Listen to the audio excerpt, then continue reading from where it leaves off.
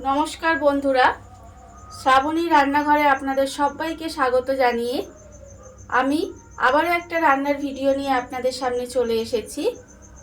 আজকে আমি আপনাদের করে দেখাবো বাহারি বেগুন। তাহলে চলুন এই বাহারি বেগুন আমি কিভাবে বানাই সেটা আপনারা একবার দেখে নিন। বাহারি বেগুন বানানোর জন্য প্রথমে আমি গ্যাসটা অন করে একটা কড়া বসিয়ে নিয়েছি। এইবারে আমি এর মধ্যে দিয়ে দেব প্রথমে সর্ষের তেল। এখানে আমি রান্নাটা কিন্তু সর্ষের তেলেই করব। এখানে আমার প্রায় 5 চামচের মতো সর্ষের তেল দেব। তেলটা আমি এখানে দিলাম। এবারে তেলটাকে আমাকে একটু গরম হতে দিতে হবে। তেলটা আমার এখানে গরম হচ্ছে, ততক্ষণে আমি এখানে বেগুনকে একটু বড় বড় করে কেটে রেখেছি। সেই বেগুনের মধ্যে আমি দেব আন্দাজ মতো নুন, আর দেব হলুদ গুঁড়ো, আর আমি দেব অল্প সামান্য একটু লঙ্কার গুঁড়ো, আর দেব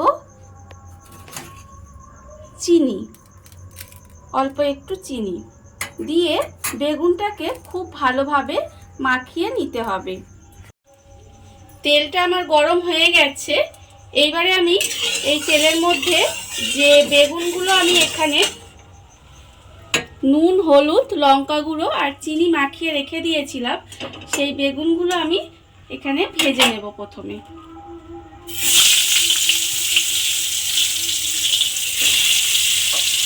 বেগুনগুলোকে আমাকে একটু লাল করে প্রথমে ভেজে নিতে হবে। বেগুনটা আমার ভাজা হয়ে গেছে। এইবারে বেগুনগুলো আমি একটা একটা করে তুলে রেখে দেব।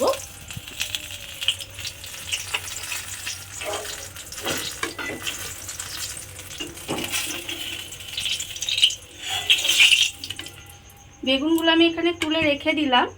আর আবারও আমি ওই তেলের মধ্যে কিন্তু বেগুন দিয়ে দেব। এইভাবে কিন্তু আমার প্রথমে বেগুনগুলো প্রত্যেকটা ভালোভাবে ভেজে নিতে হবে।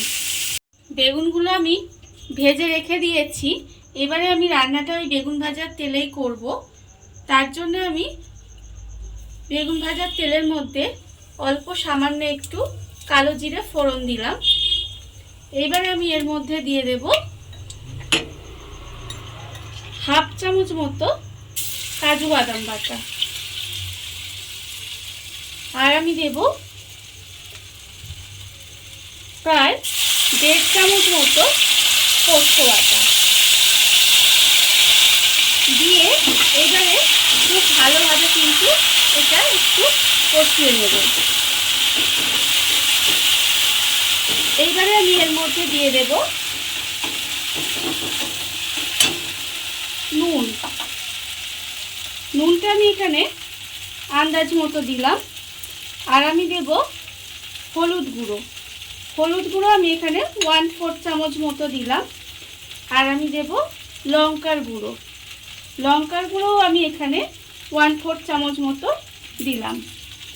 দিয়ে আবারও কিন্তু আমাকে মশলাটা একটু কষিয়ে নিতে হবে।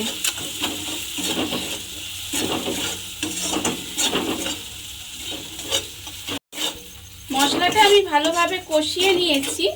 এবারে আমি এর মধ্যে দিয়ে দেব কাঁচা লঙ্কা বাটা। এখানে আমি হাফ চামচ মতো কাঁচা লঙ্কা বেটে রেখেছি, সেটা আমি এর মধ্যে দিয়ে দিলাম। আর আমি এর মধ্যে দেব টক দই। এখানে আমার 2 চামচ মতো টক দই আছে, সেটা আমি খুব ভালোভাবে ফেটিয়ে নেব যাতে দইটা দানা দানা না হয়ে যায়। ভালোভাবে টক দইটা আমি এখানে ফেটিয়ে নিলাম। এইবারে আমি এই টক দইটা আমি এর মধ্যে দিয়ে দেব। টক দইটা আমি এর মধ্যে দিয়ে দিলাম। দিয়ে আবারও কিন্তু মশলাটাকে একটু ভালোভাবে আমায় কষিয়ে নিতে হবে। আর এই সময় আমি এর মধ্যে দিয়ে দেব হাফ চামচ মতো চিনি দিয়ে আবারও আমি কিন্তু ভালোভাবে মশলাটাকে একটু কষিয়ে নেব। মশলাটা আমার ভালোভাবে কষানো হয়ে গেছে, আপনারা দেখতেই পাচ্ছেন মশলাটা থেকে তেলও ছেড়ে গেছে। এইবারে আমি এর মধ্যে দিয়ে দেব যে টক দইয়ের বাটিটা ছিল সেই বাটি ধোয়া জল আমি এর মধ্যে একটু দিয়ে দিলাম। আর আমি এতে অল্প সামান্য একটু জল দেব। জল দিয়ে এবারে এই গ্রেভিটাকে আমি একটু ফুটতে দেব। গ্রেভিটা আমার ফুটে একটু ঘন হয়ে গেছে। এইবারে আমি এর মধ্যে দিয়ে দেব যে বেগুনটা আমি এখানে ভেজে রেখে দিয়েছিলাম, সেই বেগুনগুলো আমি এর মধ্যে একটা একটা করে দিয়ে দেব।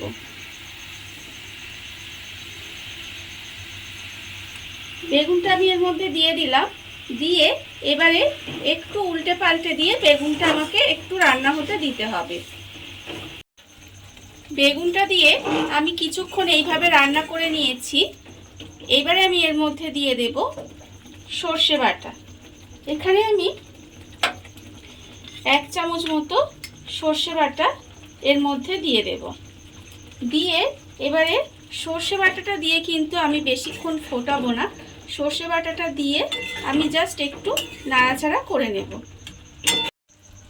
সর্ষে বাটাটা দিয়ে আমি একটু নাড়াচাড়া করে নিয়েছি। রান্না আমার প্রায় হয়েই এসেছে।